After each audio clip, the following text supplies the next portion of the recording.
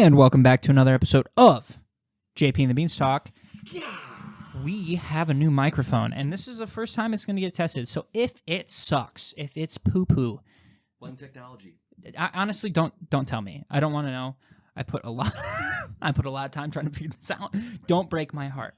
Okay? Tell Jordan, and then he'll be like, oh okay. I'll write you a gently worded note, but technology's on our side. There's a phenomenal energy in the gym. We're here. We're hyped. We are psyched and excited. I mean, just incredible times. So it's just great to be back in the chair, Riles. It's great. I know. I'm pumped. Yeah, very pumped. We are here. Absolutely. The Super Bowl evidently is tomorrow. Who are you going for? Niners? Neither. Chiefs? I am hoping Casual observer? that the arena collapses. Okay. Or Vegas breaks out in riots. I don't want to say bomb threats because that seems really aggressive. Yeah. But like Yep. arson. Or the lights go out and just don't come back on. Somebody suggested a meteor. That's a great idea. Yeah. Either way, this is the first Super Bowl. For a meteor. I feel like this is the first Super Bowl where I will be. Well, no, that's not true. I was doing this last year too. Back-to-back Super Bowls for Beans, where he just boozed both teams. Right. Because I hate both teams. Yeah. Okay? If this would have been the Chiefs' first one, I wouldn't have cared. I'd be like, you know what? Let Kansas City have a Super Bowl. But no, I can't do it. I can't. Especially now that they have Taylor Swift. It just adds icing on the cake of why the cake should be thrown in the garbage. Mm-hmm. See, I'm in such a... I don't mean this in a bragging way, but I'm just in like such a healthy place with the NFL in the sense of like I'm a Colts fan, but fan without the fanatic attached to it, right? Like when the Colts do well, do I enjoy it?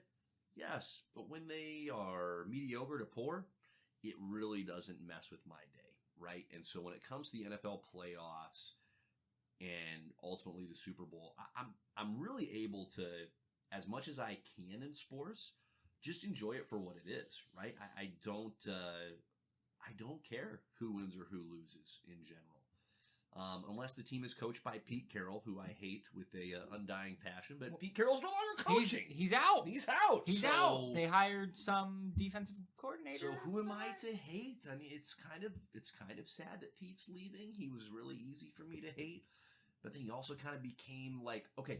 So I remember watching Wedding Crashers. Loved the movie, of course. Hated Bradley Cooper after watching Wedding Crashers because he's just spending the whole movie taking it to my boy Owen Wilson. And I can't have that. And Bradley's just a dick. He played a great douchebag. And he was phenomenal. He was a great douchebag. And what you come to realize, it was just great acting. Yeah, by for Bradley sure. Cooper. For sure. Because it turns out, like, I remember Googling the guy, like, I hope he's an asshole. No, it turns out, actually, he's, like, donating to charities. He's spending a lot of time with folks in need. Like, he's a genuinely phenomenal person, right? It's gotta be a cover. Unfortunately, he's a great person. And then more movies with Bradley Cooper came out in later years, and now I adore him. Pete Carroll is starting to transition that way a little bit since he wasn't having success as a coach. It was like, I like you because you suck at your job. You're 70 years old, and yet you've got all this energy, this vibrancy. I'm okay with you, man. I'm starting to be okay. And then he gets fired, and now I almost feel bad for him. Almost. But almost. Yeah. So I personally refuse to talk about my favorite team because I don't know if they're my favorite team anymore at this point. It's been tough go. But anyways, they did the most I don't want to mention their name. They did the most thing they could do as the team that they are. Right. And they hired Mike Zimmer as the defensive coordinator. I said, this is exactly why we are mediocre all the time. We get nobody new, no younger faces. Just recycling the old dudes. Exactly. And guess what? Zimmer's been here before. Mm-hmm. This is his second go. Are you kidding me? Okay, don't get me wrong. Great defensive coordinator. I'll give you, back in the day, he earned his chops. He earned his right. Technically, I don't even think he was that bad of a head coach for the Vikings. Also true. The Vikings just couldn't hold it together for the life of them. No. They just couldn't. He just got a little too curmudgeon-y for good old Minnesotans. Right. Yep. So. Yep. But I was like, yeah. It's gotten to the point where our Hall of Famers, Emmitt Smith, was asked, hey, what would you do, or what would you do with the coaching staff? He's like, well, I'm not the GM. Or no, he's like, what do you think of Mike McCarthy getting another year? I'm not the GM, is what he responded. Meaning, he wouldn't have gotten another year if it was his choice. Anyways, Whoops. I did not think I'd start off angry, Jordan. I didn't think so. Well, I mean, but we're here. Recycling old dudes is just what we're doing as a country. I mean, can you not wait for this upcoming election? We're not going to get down that rabbit hole, but is this not like fake? Is this not surreal? Look, that our options are two ancient turd buckets? Do you? We can't do any better? Okay. I will write in Steve Rogers, a fictional person, on the ballot in November. That's my current plan. Well, Steve Rogers, he's my guy. I mean, they'll pick who, the government will pick who they want. Anyway, but that's besides the point. No, it's think about me. Think about me. I've had 3 voting cycles. Mm-hmm. Mm-hmm. It was Hillary Trump, Trump Biden, Trump Biden. I have not had a chance, man. I would understand. I would understand if you just never voted again. If you're like, this is a worthless endeavor. It's literally I would get it. It's literally the lesser of 2 evils. Yeah. I know. Aren't there reports coming out now with Biden being like evidence of him not having his shit together? Like actual documents? So, long story short, yes. A report and supposedly objective investigation came out that said, listen, the reason why he had to do with his handling of classified documents. The reason why he was not following the appropriate protocol or law in this case is because he's a well-meaning, forgetful old man. That was what was said. And so then, of course, people are jumping on that going, well, then how on earth can he be president? And so he comes out that same day to give public statements in regards to the report and saying it's disrespectful that they said that. That's not true. And in his comments, he misidentifies and misnames like the president of Egypt with the president of Mexico. And so it was just Freudenscheid. It was so tough. It was so tough. But again, then the alternative is Trump. It's like, are you kidding? We can't. Something better. Please. Give me a real choice. Because right now, we don't have it's not a real choice. Dude hasn't debated yet, and he's killing it. Oh my gosh. It's unreal. But this is the thing that bothers me the most, okay? Because any other job, that's not politics, you would have to be at that point, at that age, you'd have to take a competency test, okay? Yep. Now, there are at least 3 other politicians over the last year that they don't have control of their estate, meaning that they have their money, they're not allowed to touch it, somebody else touches it. Because they aren't competent enough to touch it. And they are still in office. Do you remember that one old guy for the interviews? Yep. He was literally like this. Hey, sir, do you have any statements on this? They had to move him off stage. He didn't know where he was. He's like, it's truly brutal. Truly brutal. This is the state of our politics. Yeah. Thank goodness we have entertainment to distract us. Oh, dear God, this is a comic book podcast. Thank goodness. What rabbit hole did we go down? Woo! I swear, we just want to be angry this podcast. I think we just must. You must feel our wrath. Well, Beans, as we get into the wrath, I think, we're gonna talk some Daredevil today. Just wait for the top 5. Just wait for the top 5. We are rebounding back into Daredevil season 1 because we wanted something great to talk about, something that we haven't watched in a while. So we're going to dive into that. We're going to hit a handful of other topics. I'm going to continue down my train of the Fantastic Four, recapping that for you all. We will have another phenomenal JP and the Beans top 5. But before we get into any of that, as Daredevil is our prime rib topic of the day, Riles, my question for you. Oh yeah, I love putting you on the spot here. All right, so thinking cap on. My question for you, Daredevil, All right, let's set a little context here. Blind, as we all know, and yet the rest of his senses uniquely heightened. If you were forced to sacrifice one of your senses, however, in exchange, your other senses would be heightened, right? So there's a trade-off. You're not just losing here. You're gaining. So whether it's a sense or a faculty, like maybe you're not able to walk, for example, what would you give up in order to have a return of heightened remaining abilities? Great question. Sacrifice? See, he's actually got a really good scenario. It's not bad. It's not bad. It's not bad. Because he still technically is able to see, just differently. Mhm. And in his defense, 10 times better than any of us could see. Okay? He's dodging more things than I am because he can hear them. It's okay. Right. I don't want to be deaf really that bad. Mm-hmm. Okay, there's too many cool. I mean, of course, I can still read at that point. Reading, sure. And let me reiterate that. Like, I want to be. This is a challenging question. I want to see pictures, right? Yep. I almost want to say my sense of feeling. Like Ajax from Deadpool. Right. That's a pull. Now, wow. Here is the downside. You have no idea when you're hurt. Right. But on the flip side, it doesn't hurt. You can kind of just like dangle your finger and be like, oh, that's not the way that's supposed to bend. But like, yeah. Outside of that. Well, I think of like Professor Xavier, right? Dude can't walk, but has extraordinary psychic abilities. Right. Right. So, on top of being uniquely intelligent, it's just what would you lose in order to gain? The sight piece, I'd still want to be able to see, just to be able to read. There's so many good things to watch. There's also so many bad things to watch. Like, by the way. Yeah, there are. By the way. I know. We didn't put Madam Web predictions in here at all today. No, I know.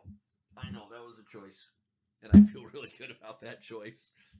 There will be 0 predictions for that. Oh, what a shit show. That crap hole. Yeah. That might be the title of this episode. I think if I had to choose, though, it's because so much of my life is like loud and noisy. Right now, I would choose to go deaf. It's really weird. You do have 5 kids. Exactly. I understand. And they all talk at once. Yeah. Over each other. Yeah. I'm gonna say feeling because the more I think about it, like I should be able to hear, right? So if there's something hard, right, I'll still be able to tell that I hit something. Sure. Right? I can still see. Yeah. And like hear. Because here's the other one that I debated. Smelling. Because I'm like, what do I need to smell? Like a gas leak? I know. It's just such like a weak one to give up, though, right? It's like nobody's gonna care. It's like, cop I can't smell. It's like it's cop out. And no one's gonna feel bad, right? If you have a little handicap sticker in your car for a loss of smell, nobody's gonna be like, "Do you really deserve that?" Right. And really, you're a hazard to the rest of society. You're not aware that you stink. You need to use deodorant. You need a shower, or just go be a trash man. That's a perfect job for it. That's a perfect. Interesting. You know? Sure. Okay. Well, phenomenal answers on your part. Lose the smell. Go work with trash. All good things. Miles, let's talk season 1 of Daredevil. I thought you'd never ask. I am, though. I'm so excited. Tell us why you're excited to talk season 1 of Daredevil, Riley. There's a lot of positives to hit. Fill us in with those positives. So, first of all, I just want to say this was a brilliant idea on your part. Thank you so much. Because I haven't seen season 3. Yep. So season 3 is going to be a whole new experience to me. Yes. I forgot how good this show is. To be honest, I think it is one of the best origins we've seen live action, period. I don't think it gets much better than this, right? And it's a more like common, like, or a more updated modern take. I don't know if there's much difference. I'm pretty sure it was ripped straight out of the comics. His dad dies because he didn't take the fall. Correct. he's blinded by the chemicals. Correct. And enhances his stuff. Trained by Stick. Like, I think all of that's pretty much the same. So, and there were some things I didn't remember correctly. So that was interesting. Yeah. Like the deaths. Like, I remember who died, but I didn't remember how they died correctly. Right. Like, what's it? Wilson Fisk's right-hand man. Yep. Wesley. Wesley. Yep. Yes. First of all, loved him. I think it was a dumb decision to kill him off. Okay, I thought he was great. It great was a part. loss. I agree. He was phenomenal. I remember him standing up and getting shot by somebody else completely. The fact that was Karen Page, I was like, what an idiot. Why would you put your gun on the table? It was loaded. You wanted to die. Like, talk about like where a character just failed completely. That didn't make any sense. Darwin Awards, Wesley wins. Like, and then I remember Ben dying, but I thought for sure in my head he was sitting at his computer filling out the article and got shot in the back of the head. That's how I remember it. And I didn't remember the conversation he had with Kingpin at all.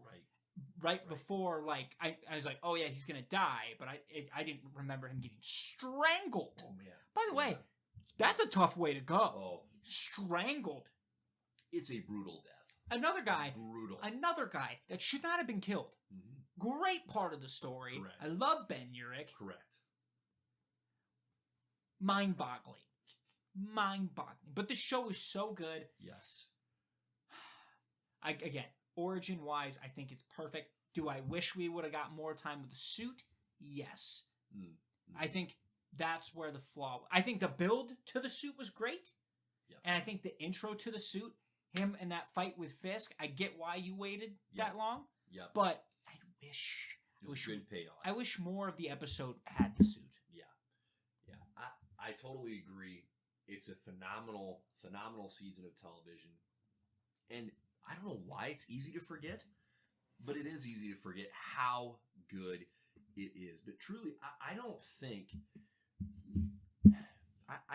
there has been a more, I'm not saying it's necessarily the best or the only one, but it is right up there when it comes to a genuine and faithful adaptation of a character. And not just of Matt Murdock, but also of Wilson Fisk. And the MCU has done this in other occasions. They've really crushed it with a good number of their characters. So again, I'm not saying, oh, they finally got one right. No, they just got it, I think, uniquely correct. Right on the doggone button. And that's what makes the show tick, is both of those characters are so worthwhile. But they're not trying, as the TV showrunners, they're not trying to take the character as a template and then reinvent it. Like, they were smart enough to know what they had and just lean into it. I mean, they ripped so much of those characters' personalities and physical demeanors and costumes, like, just straight out of the comic. And it worked incredibly well. That was perfect. Incredibly well. Like, they knew we shouldn't mess with this. And that's just a delight. And Matt Murdock and Wilson Fisk are such great, like, foils for each other because they have enough common ground where they're not complete opposites of one another. They're both violent. Like, they just are. Matt's a violent dude. They both have anger issues. Matt is also an angry dude. And they give into those anger issues. Now, Matt shows a little more restraint, doesn't kill people. Wilson kills the people. Right. But there is, for as much as they each will say that, hey, they're trying to do what's best for the city, there is plenty of, like, self-serving going on here. Like, Matt just wants to beat the crap out of people, right? And so he enjoys being Daredevil for that. Now, he points his rage in the right direction, so that it ends up being a useful, like, he turns it into a useful tool. But he doesn't always have the moral high ground. And Wilson Fisk, it's like, he does, like, genuinely want to make the city better, but it's not because he cares for the people in the city for their own good and their own well-being. He just wants to be the top dog. He wants to be highly regarded and highly respected. And so he's very flawed in his motives as well. More obviously so than Matt Murdock, of course. But I just love and so deeply enjoy how realistic the show is. Like, the fight scenes are not cartoonish in the least. And listen, I enjoy and have enjoyed so much of MCU fight scenes. I don't mind at all Captain America flexing his superhero serum, abilities, Iron Man in the suit, Thor, etc., etc. But there's a weirdly refreshing element of watching Matt Murdock tango with other human beings, and it's tough. Like, it is not easy for him to do what he does. Like, the dude takes a beating throughout the show. Yeah. Just without the body armor, it's tough. Right. Yeah. It really reminded me of this. Like, I remember seeing this comic panel, and it's just all these like New York villains talking about who they like have been caught by in New York City, and they're like, like, and they're talking about like the certain territories of the heroes, and they're like, yeah, so if you go to Hell's Kitchen, you're gonna get the shit beat out of you. They're like, you're gonna end up with like a broken arm, but you're gonna live. Right. And they're like, Spider-Man's the best person to get caught by. He's gonna web you up. You laugh at his jokes, and you'll come out almost without a scratch. Right. And they're like, and if you see the Punisher, you run. You run for the hills. You get out of Dodge. And so it just really resonated with me watching this. I'm like, oh yeah, I forgot how brutal Daredevil can be. And not that it's a bad thing, but it's because I think it's great. Because you're like, oh, like he wants these criminals to actually learn in a different way than like Spider-Man or their Punisher or like all these other people. So right. Yeah, it's he's a terrific character, and it's a little bizarre. He has such a fascinating like pop culture track record of, in the sense of, as a comics character, he's been one of Marvel's most critical characters, and he's had a movie made about him, right? Like, we talked about the most we've discussed some of the more surprising movies that have ever been made. Maybe one of the most surprising ones we haven't really talked about that much is the Daredevil movie with Ben freaking Affleck. And it shouldn't be surprising, the fact that it was made, because right. He's, when you think of solo characters for Marvel, he's probably top 3 at the time, right? Like, even before the MCU blew up, he was one of their top guys, correct? Well, that's part of what's bizarre, is that you get to the MCU and he's not considered, right? I mean, he's not part of the Marvel Studios. The TV branch is its own thing, and maybe that had more to do with rights at that point. But regardless, like, he is a phenomenal character to spend time with. So glad we were finally able to do that. Right, and I think, and before we get into like character breakdowns, because I see that's what you have on your list, and I'm super excited about it. Yep. I think this is probably like the first episode, the first 8 minutes is probably the most, like, if that doesn't get you hooked, like, it's probably the best hook of a TV show, period. Right? Because it shows you exactly who Matt is, where he's at, what his character is like. Right. And, like, it sets you up for the whole show. Because this is how he operates. Yep. The beautiful, like, back and forth with the preacher, talking about what's right and what's wrong. And at the end of it, him being like, so he's like, what did you do? And he's like, it's not what I've done, it's what I'm about to do. And you're like, oh shit. Oh shit. And they go straight to the docks. These guys are trying to human traffic, and all of a sudden he's fighting fists, and all you hear a broken, I think that's what really sets the tone. When he breaks that guy's arm or leg, he breaks a limb, and you're like, I remember being the arm. Yeah. Ooh. You're like, oh shit. You're like, this is awesome. But like, just to go through all of that, like, it's iconic. Absolutely iconic. Yeah, it's terrific. It's terrific. Well, yeah, let's go through the main characters that we get to spend time with in this show. So Matt Murdock, right? Start from the very top. Portrayed by Mr. Charlie Cox. I've never seen Charlie in anything. Nope, same. Other than as Daredevil, and I can't imagine him as anything but Daredevil. He's a fantastic Daredevil. Point. He's incredible. And what a challenge, like, when...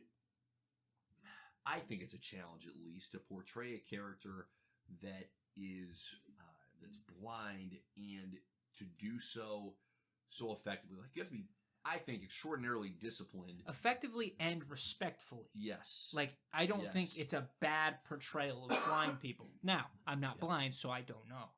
And I guess I wouldn't really know. Anyways, besides the point. It's right there. It's right there.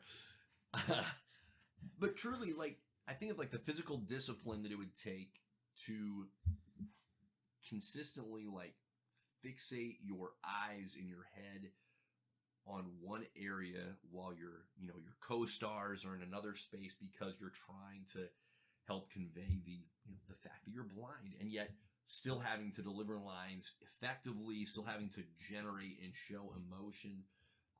Pretty doggone impressive. Pretty impressive, I think. He does the anger emotion really well. He does. Part of what I really,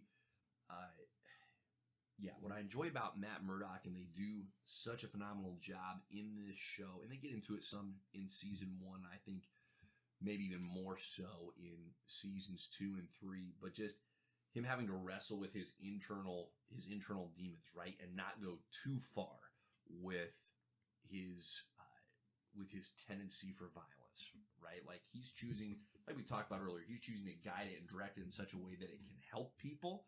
But there are times where it's just you know what? Whatever. I'm just going to go out and knock some skulls together. Well, and he had that upbringing. Like, he had that upbringing of, like, no, I want you to be able to kill people and not feel any remorse at all. And he's like, no, I can't kill everybody. That's crazy. Yeah, Stick was a little bit of a messed up individual. Yeah, well, for sure. Yeah. And I don't know if you have this character on there, but while we're talking about Matt, what I really appreciated about this in the first couple of episodes is the way his dad was portrayed. Like, I gained so much respect for his dad throughout that entire couple of episodes he was around. Right. Like, to go through all that, put his life on the line for his son, because he's like, you know what? I'm going to guarantee him a future. Yep. I've been holding back. Like, I want to go out making my son proud. Yep. And then to go follow through with that, knowing damn well he's going to get shot and killed. Yep. Like, and because it just sets the tone for Matt moving forward. Yep. Like, the fact that he doesn't get, like, he always gets back up. Right. Like, you're going to have to kill Daredevil for him to stop. Like, that's just how it's going to be. You're going to have to put him down on the ground. Right. And just to have that, like, that ferocity of, like, I'm going to beat you up as much as I possibly can unless it kills me. So that's a great pull, Riley. His the portrayal of his father was so effective, and not. It's too easy, I think, in origin stories for the acting to get overdone to where it just feels almost like it's a parody, and they hit the right notes. Like, it was sincere, it was worthwhile, and I don't think there was any element of the flashbacks that we saw with Matt and his dad where you're going, listen, we know where this ends up. Can we get there? Right. It was worthwhile. It wasn't forced. It wasn't like it wasn't random. No. Like, it was it was perfectly intertwined. Yeah. So, yeah. Very, very much so. Yeah. And then, of course, you got Wilson Fisk, right? Played by Vincent D'Onofrio. Whoa!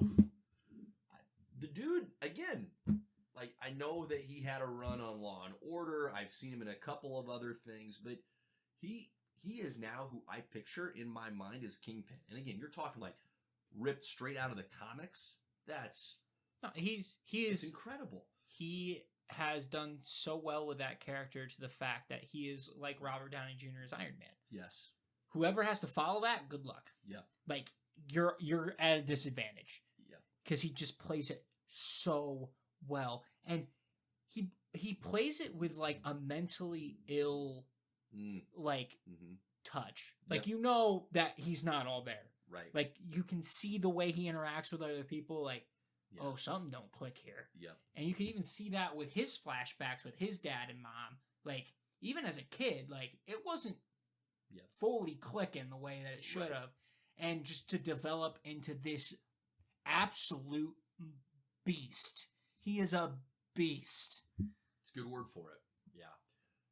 And part of what I enjoy about the portrayal as well is he's so controlled, right? And that takes, you weirdly almost like start to respect Kingpin because you know, just like you said, listen, the guy's a beast, and yet he's not just randomly rampaging as a beast, right? He has disciplined himself to direct the beastness, and he'll unleash it, but he's not just out here punching holes in drywall. Instead, he has built an empire through ferocity, yes, through ruthlessness, but through cleverness also, right? And through being able to show restraint as opposed to just going, well, when in doubt, smash, right? He's not just a human Hulk. And that's also what I respect about the character. Yep. Like, he's not afraid to get his hands dirty. Like, he's not gonna be that guy that's like clean. He's like, I'm gonna just shoot you, right? Or I'm not gonna just like cut you open and make it. No, he's going to. I don't think the man owns a gun. He's going to pound you into the dirt. Mm-hmm. It's going to be brutal. He's going to strangle you, which we talked about earlier. He's going to push you down an elevator shaft. It's going to be tough. He's going to just punch the shit out of you just because he's frustrated. Right. Like, he gets physical. He's not afraid to get... What other crime boss do you know that doesn't own a gun? The guy doesn't have a gun. Guess what? He's just smashing folks. You fight Kingpin in the opening scenes of the first Spider-Man video game. Guess what? Kingpin's not shooting with guns. The only thing he's shooting is like maybe a laser beam out of his cane, right? Because because he's rich. But other than that, why wouldn't you have a laser beam cane? If you are swinging around because you don't want to get into close combat with Kingpin. Yep. As Spider-Man. Right. No, I think the portrayal is incredible. Truly incredible. And it just that's what allows this show to go from, it would have been really good if it was just Charlie Cox as Matt Murdock and they didn't have Kingpin. But when you have such a phenomenal adversary paired up with the hero, okay, now you're winning. It's incredible. Well, and here's the other thing too, and it's a mind-boggling concept. What if we just don't kill the main villain? Right. Crazy. What can happen? So Kingpin's presence is going to be felt throughout the first 3 seasons and still live throughout the first 3 seasons? Are you kidding me? Do you know how unheard of that is? Is that okay? First of all, can you imagine in a perfect world, okay? Right. Killmonger doesn't die. And our boy Chadwick Boseman beats cancer, lives on. Can you imagine the dynamic between those two through 3 to 5 Black Panther movies? It would have been incredible. It's like it's like Thor and Loki. Honestly, right? I'm tearing up thinking about it because it would have been a beautiful thing. Yeah. But like, that's what this is. Yeah. This is how it should be. The villains should be around for a while, especially the iconic ones. Yeah. Well, because there is, and this is why there is so much to explore within that character, right? That's what a great villain is. They are a worthwhile character independent of the hero. And yet when you put the hero, who should also be a great character, independent of the villain, and then when you cause their worlds to intersect, now that dynamic, it becomes very powerful. And they're better off. The story as a whole is so much richer for it when you have both a worthwhile hero and a worthwhile villain. And part of what's so critical in that equation is both of those characters have to believe that what they are doing is the right thing to do, right? It cannot just be chaos for chaos's sake. It has to be or madness for madness's sake. It has to be no, their motives are grounded so firmly in what they believe, and then their actions flow out of that, and that creates conflict. I mean, there's no world where Daredevil and Kingpin are going to be allies. But part of what happens in the comics is Daredevil and Kingpin almost battle each other to this point of a draw where they just allow each other, in a certain sense, to exist out of some, like, almost like a samurai kind of respect, right? Where it's like, you're my mortal enemy, but I respect you as my opponent, right? And so, for example, in the comics, Kingpin figures out that Matt Murdock is Daredevil and does not share that information with anyone. Now, there's also a comic run. This is where, cuz comics, there's also a comics run where Kingpin knows that Matt Murdock is Daredevil and very much uses that against him.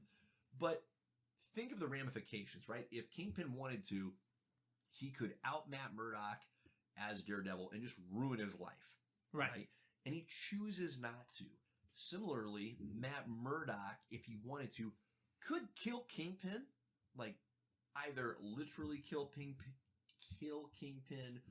or kill his wife, or he has means by which he could just totally undo Kingpin. But they're such sincere adversaries that this respect forms where it's just all right, well, we're destined to battle against each other, but it's more respect than personal. Right. It's fascinating. Right. Yeah. Absolutely love it. Let's talk about some of the supporting cast.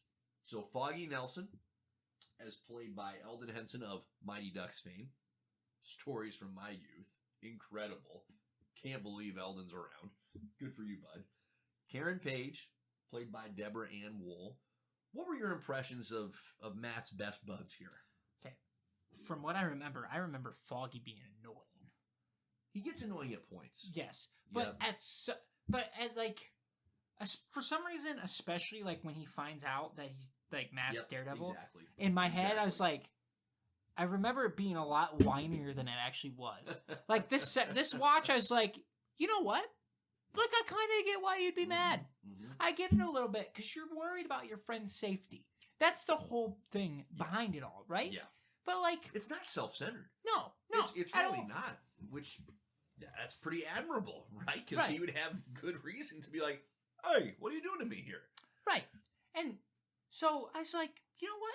I respect Foggy a lot more on the second watch through. Yeah. And with Karen, I don't know how I feel about Karen.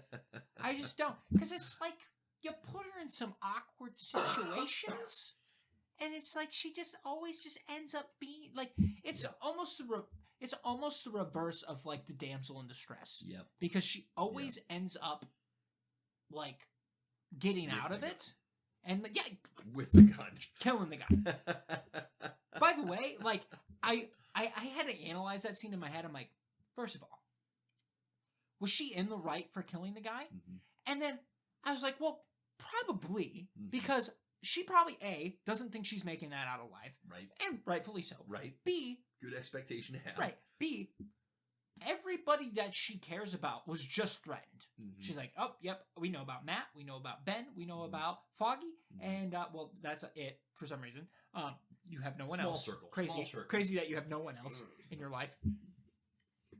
It's like, no, you know what? I get it. I get firing the gun.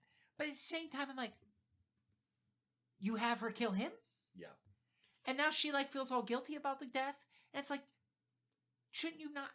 It's just one of those things where I'm like, yeah, they didn't.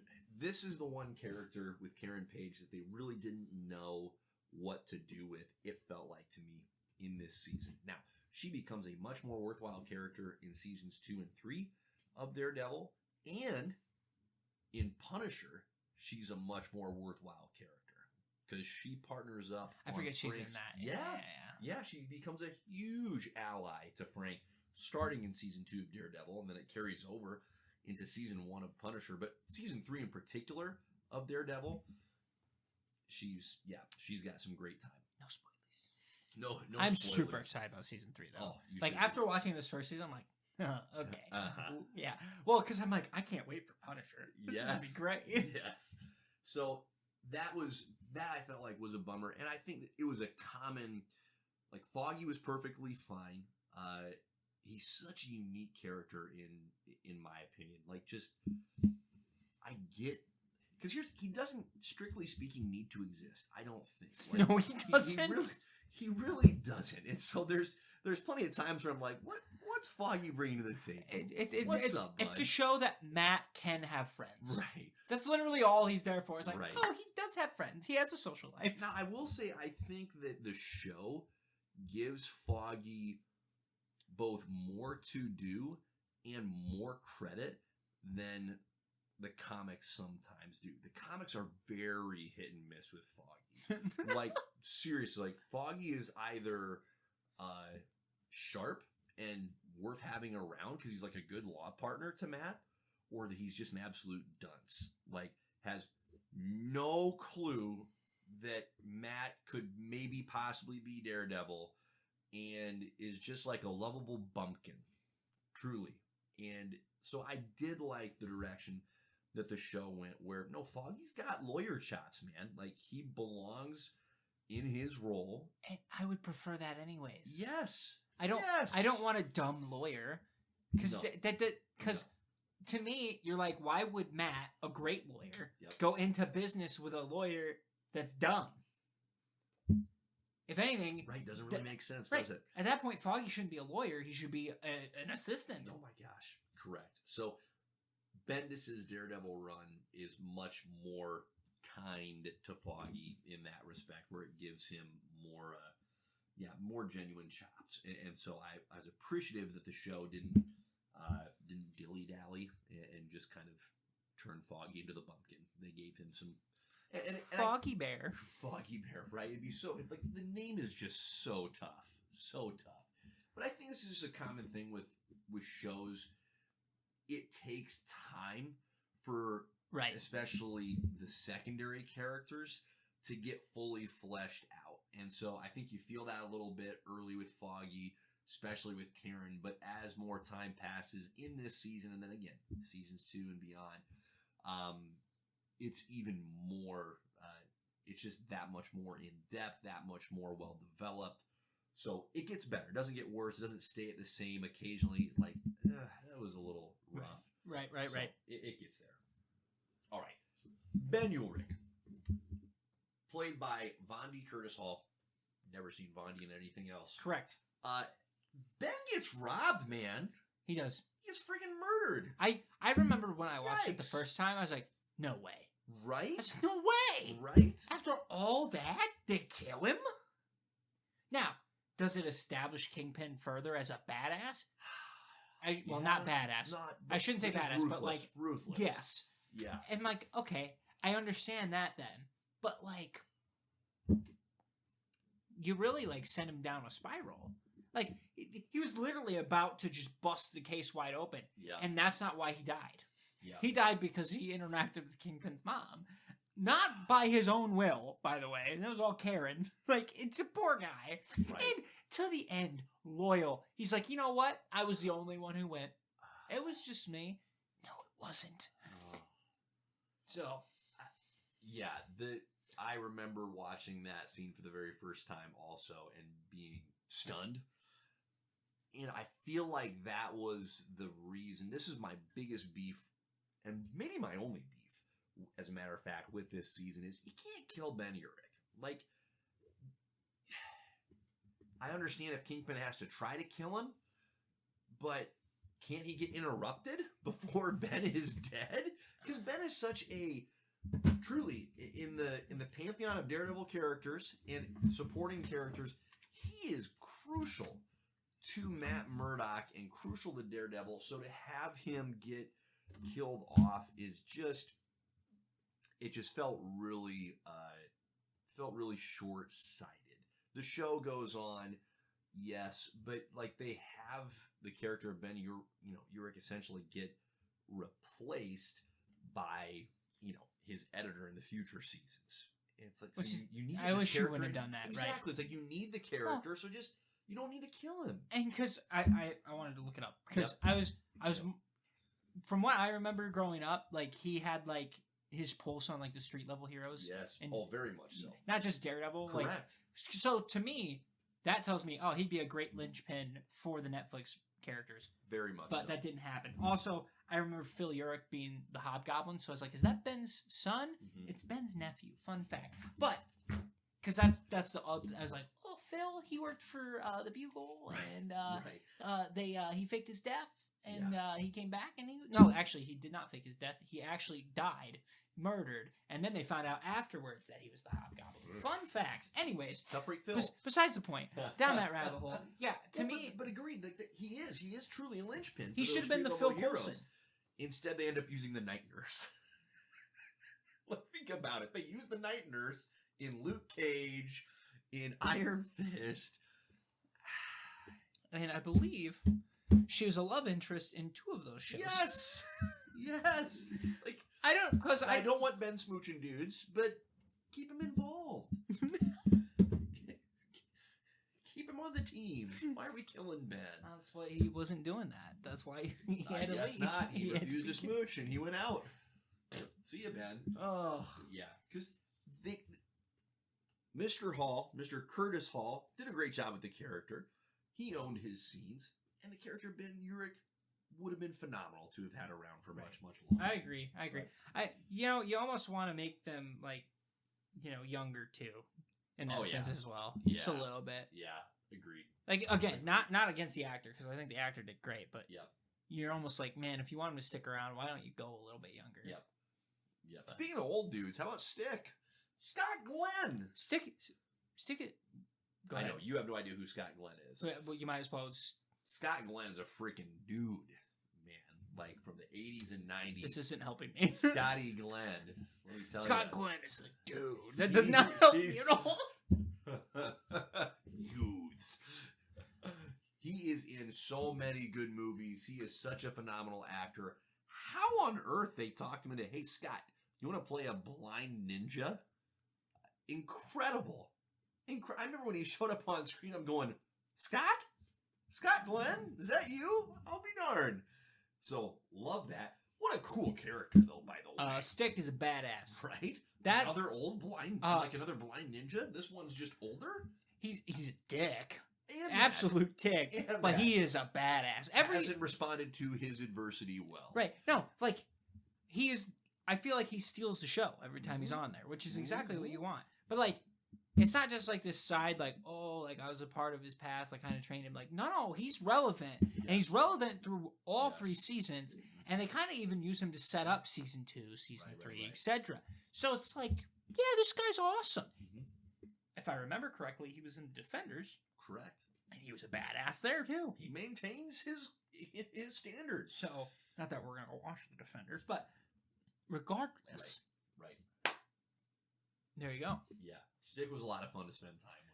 And deep down, he does care because he kept the little ice cream bracelet. He did. That asshole.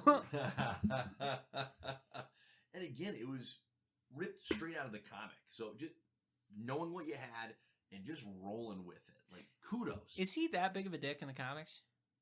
He's not a great person. Okay. Yeah, I think they leaned into that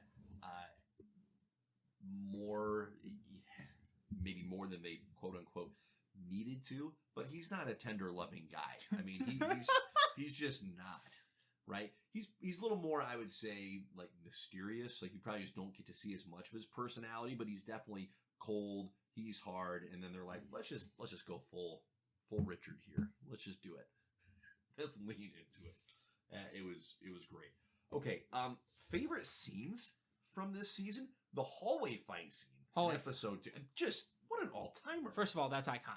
Yes. It's an iconic fight scene. Sets the tone. I will reference the opening scene for the rest of time. We already talked about that. Is there any other? Honestly, the final fight with the suit versus him and Fisk. Great. I think that's a great fight. The ninja fight? Yeah. The ninja fight with him and Nobu? Yeah. Underrated. Yeah. Now, do I wish they would have I wish that fight would have been a little bit more organized throughout the episode, because it was a little bit all over the place. Sure, where they're kind of cutting in and out. And it didn't even start at the beginning, and then eventually does start at the beginning, and you're like, yeah. And then it just hops to the end. It was a unique choice. It was interesting. Yeah. I wish it would have been more just straightforward. Right. But I get that. I mean, the fights are incredible. There's no wasted action. No. They're just, no. It's terrific. Oh, yeah, and I think, because Daredevil's, like, to me, his iconic scene is the opening scene, right? Yep. I think the one that sets the tone for Fisk is when he takes the Russian brother and decapitates him via the car door. I think that scene has to be mentioned because, to me, that's what sets the tone for Fisk. Yep. Because you're like, oh, okay. I remember watching that the first time. Ooh. And then the second time watching it through, I'm like, oh, that dude wanted help. He just was poor timing. Mm-hmm. And that's what he gets for it. Mm-hmm. That's crazy. Oh my gosh. Yeah. Because it just shows that, okay, so Fisk doesn't want you dead. He wants you hurting and then eventually dead. Like just crushed and crumbled. There's no cleanliness in his, as you mentioned earlier. He's very, very okay with getting his hands dirty. What a tough way to go. Sure, no problem. Happy to do it. Yeah, all the action is terrific. It's I rewatched the hall fight scene again before I came over here, and it just, man, it's so brutal. It had to be so difficult. Like I just had such a high respect for everybody involved in that shot. Like, that's going to be exhausting, right? To do that all in one take. It's incredible. Yeah, no other scenes that I can think of to highlight, but so many effective scenes throughout the show. Correct. Yeah. All right, what are you looking forward to with season 2? Now that we've got season 1 under the belts again, what are you anticipating for season number 2? Well, I'm looking forward to the Punisher. That's pretty much it. I don't really care about anything else. I cannot wait to relive the prison scene where Kingpin's like, I'm done with him. Get rid of him. And he just breaks a mop handle off. And he's awesome. Like, it's his dream. Yep. Like, Kingpin gave him his dream. And he's like, here you go. Yep. He's like, I get to kill all these people? Yep. And he just annihilates a whole prison section. It's insane. So, personally for me, Jon Bernthal's Punisher, because we talk about perfect castings. Jon Bernthal as the Punisher was perfect. I'm so excited for him to be coming back in the new season of Daredevil that we're getting. This is going to be great. I hope they keep by the way Jon Bernthal just does absolutely Unhinged is perfect. He does Unhinged pretty dang good at it. So well. He crushes it. So, even in his own show, it's like, this guy's awesome. Yeah. I'm looking forward to the Punisher as well. I'm trying to look forward to the second half of the season where Elektra gets brought in. It was for me when I forgot about her. Yeah, when I watched season 2 the first time, that was it was such a tale of two halves, where the first half with the Punisher was incredible, and the second half with Elektra was not as incredible. For me, it was, in the whole scope of the Daredevil show, the weakest point of that story. So I'm hoping that on second viewing there'll be more to gain from that time. And that's unfortunate too, because you would think with Daredevil and the lore, like his Elektra stuff would be more, like interesting for his character personally. Not because let's be real, Punisher's always going to be cooler than Elektra, but like for Daredevil specifically, he should be, or she should be more important and feel like that. So looking forward to giving that a second blush. That'll be good. Jeez, are we already that late? Oh yeah, Well, we did have an 8-minute side tangent about life sucking, essentially. We do rant a bit. Well, let's do this. I want to hit. I selected Ben Urich as the C-list hero in this case of the pod. Then we'll get into the top 5. I think that's smart. We won't dilly-dally, and I won't take a long time with Ben. But I just did want to take the opportunity, since, as it turns out, Ben is not in seasons 2 or 3, to call some attention to our guy, Ben. So Ben, in the comics, is a writer for journalists for the Daily Bugle and a few other fictional publications. But he provides such a critical tether for the heroes to the people that they strive to protect, right? So he is really important to the character of Daredevil because when we talk about, hey, Matt dealing with his inner demons and not going too far over to the rage side, Ben Urich is a really crucial part of what helps keep Matt tied to his humanity because he knows, on account of his phenomenal journalistic sleuthing, Ben knows who Matt Murdock is. He knows, or he knows who Daredevil is, rather. He knows that he's Matt Murdock. He's learned about Matt and therefore Daredevil's origin. And yet, even though revealing Daredevil's identity would just be a absolute, there's a word and I'm blanking on it. But Ben would make his name and make his fortune on that story.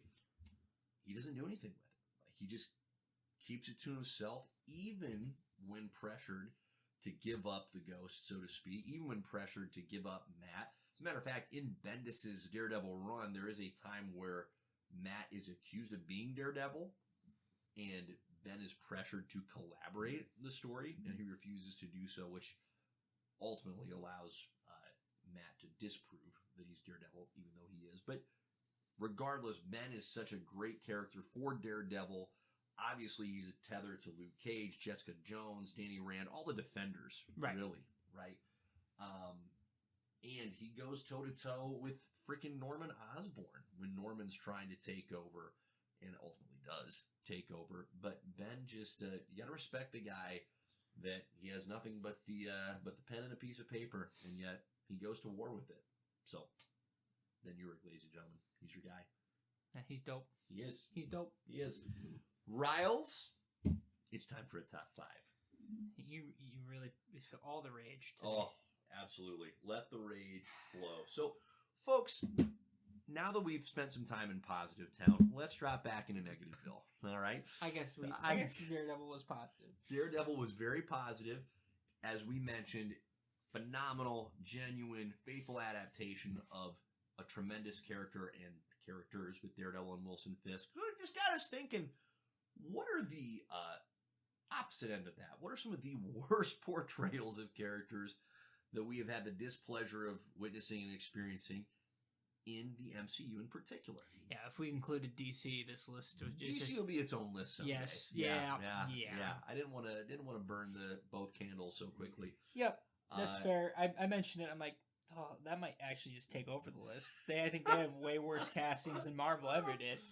Yeah, so this can come down to, right, like poor casting or just misuse of a character or portraying the character in a way that just has little to no bearing on who the flick they really are in the comics. So, without further ado, Riley, you go first. Okay, my number 5 is Iron Fist. Because this was at a time when they were really going with the Netflix street level characters, and I don't feel like Iron Fist at this time had enough gas to have his own show. And on top of that, I don't know if the casting was there. Okay, the only other thing I've ever seen that guy in was Game of Thrones. And that character had a rough go in Game of Thrones. Okay, we won't get into his character of Game of Thrones. You can look him up. But anywho, so this was just like, it was an interesting choice because I was not like a super big fan of that character in Game of Thrones either. So I was like, okay, let's see what he can do with this. And I don't know if it was just him or poor writing or whatever, but I had little to no interest in what Iron Fist was doing. I couldn't believe it got a second season. To me, I don't know why they just didn't do Heroes for Hire and just have Luke Cage and Iron Fist together from the get-go. Like, don't get me wrong, Iron Fist's background is super interesting. But, like, I don't think he had enough juice go. And they tried with Colleen Wing, and she was not bad in that show. But, like, and now, was Misty Knight in his show as well? Oh, I don't remember. I know she was in, she wasn't Was she in Luke Cage? She was definitely in Luke Cage. And was I she? just don't remember her being in Iron Fist. She was either in Jessica Jones. Jessica Jones. There you go. That's I knew she was in another one. Yep. So I don't know. To me, I needed a little bit more. And they didn't do what they did with Daredevil. They didn't just rip it right out of the comics. No. So they didn't know what they had, and they didn't do a good job with it. And listen, we saw Shang-Chi and the Ten Rings, many moons later. Great. Kung Fu. That's exactly what that should have been. Where was the Kung Fu? That's the whole point of the damn character. And on top of that, I couldn't tell you who the villain was. I couldn't tell you. Yeah. Can you tell me? Do you remember? No one remembers who the villain was in Iron Fist. No. That's a problem. Correct. So... Correct. Yeah, not a good portrayal. Number 5, Iron Fist. Yep. My number 5 is Kingpin in Hawkeye. Okay, so not Kingpin overall. I'm being very specific here. Kingpin in all 3 seasons of Daredevil and in the more recently witnessed Echo. Awesome portrayal of the character. For some reason, we put him in Hawkeye, had him wear a Hawaiian shirt. That's the best part. And get his butt kicked by a teenage girl with a bow and arrow. Okay. For some reason, they chose to neuter Kingpin super hard. Truly no idea why. Plot armor. Oh, jeez. I remember being so excited during the first time I watched Hawkeye. Well, actually, first and only time I watched Hawkeye and going, oh my gosh, they're bringing Kingpin in. Incredible! And then it was just a cliff. It wasn't downhill. It was you got pushed off a cliff with no freaking parachute. Terrible portrayal of the character. He was just weak. He wasn't ruthless. It was tough. Luckily, he gets redeemed in Echo, which I never thought I would say that. I know. But he did get redeemed in Echo. Thank goodness. Yep, thank freaking goodness. So, anyway, that's my number 5. Okay, my number 4. MODOK. Ooh, interesting. Okay. Quantumania. Listen, it was funny. Okay, it was. I laughed. And will laugh again if I ever watch that movie. But also just, like, what a bummer. What a bummer that they couldn't even make the character look worth a crap. Like, should there be some funniness? Of course. It's a freaking huge head. Like, he's supposed to be ridiculous. Lean into it a little bit. It is, like, there's absolutely an element of ridiculousness to it. But the fact that it was so clearly half-baked from the design and execution point of view, and to have freaking Darren from the first Ant-Man movie, like, be inside the MODOK helmet, it's like, that just shouldn't have ever been a thing. Like, that, just don't do that. Like, just don't do it. If that's what you're going to do with the character, that was one of those, if this is really what we're doing, just don't touch it. Yeah, see, I like it. I like him a lot better in the comics, obviously. Yep. But to me, it was a lot more reasonable of how he ended up in that than, like, in the comics. Yep. Where his head just gets so big that his limbs just do this, and then he floats around. Yeah, it's going to be ridiculous no matter what. I probably have most of a beef with just the fact that it looked so butt cheeks. Right. It was just tough. Honestly, if you want a really good portrayal of MODOK, look up some clips from the Avengers video game. By the way, shit video game. Okay. It had so much potential, and execution was not great at all. But they made him actually scary. Right. And he was less of just a giant head, and he was more giant head, still decently sized body. Yeah. Anyways, go look at him a little bit. Actually not bad. That's good. So that's my number 4, MODOK.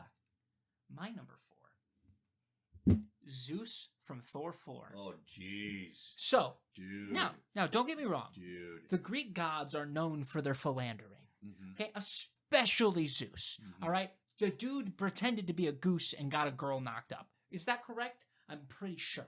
Anywho, either that or he knocked a goose up. One of the two. Neither is good. No, neither is good. Okay? Zeus, the most unloyal dude I've ever heard of in my life. Yep. Okay? Not a good partner. So they nailed that in this. Mm-hmm. Mm-hmm. But he was not intimidating at all. Jeez. The original God of Thunder, Right. maybe the original. I don't know who came first. The God of gods. Essentially, the guy that when you think of gods outside of our Lord Jesus Christ, God bless, outside of that, you go Greeks, you go Zeus. I was not scared of Zeus at all. No. And then he just gets offed. Right. And he doesn't die. But right. You think he dies. And you're like, that's it? It was just such a goofball portrayal. And you had Russell Crowe. So Zeus is my number 4. That's a good pick. Really good pull. You're number 3, sir. Oh, yeah. Me again. Yes. Number 3. If this isn't on your list, I'm actually going to be mad at you. Flash Thompson in the MCU. Interesting. Great pull. No, great pull. Not on my list. Didn't even think of it, but great pull. Terrible. Yeah. Terrible. That is not Flash Thompson. No. I do not care. Flash Thompson, first of all, He's do you want to know? He's a jock. First of all, the first Flash Thompson, Joe Mangia. I don't even not even try that. I know. Who's playing Deathstroke, by the way? That should set the tone. Okay, the dude's a badass. Completely physically different person. By the way, on a whole nother note, rumors say that if Sam Raimi gets the Secret Wars job to direct, he has already thrown his hat in to play an alternate version of Flash Thompson, where he plays Agent Venom. All in. Give him all my money. Okay. This Flash Thompson, not intimidating at all. Right. Now, did they nail the Spider-Man fan in him? Absolutely, because that is part of Flash, which is hilarious, is he's a huge Spider-Man fan. Right. That's it. There's nothing intimidating. Even the one from Amazing Spider-Man, that dude was intimidating. Yeah. This Flash, not at all.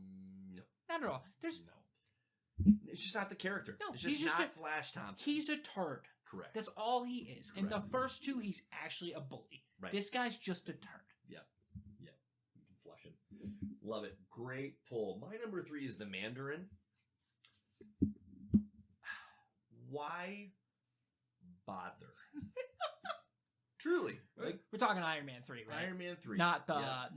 Yeah, they're trying to retcon it in Shang-Chi, and I'm just like, I still don't even buy that. That's the thing. It doesn't even redeem it for me. It's like, you're not the Mandarin. Don't... This was never part of the plan, right? You're just trying to publicly say I'm sorry without saying I'm sorry.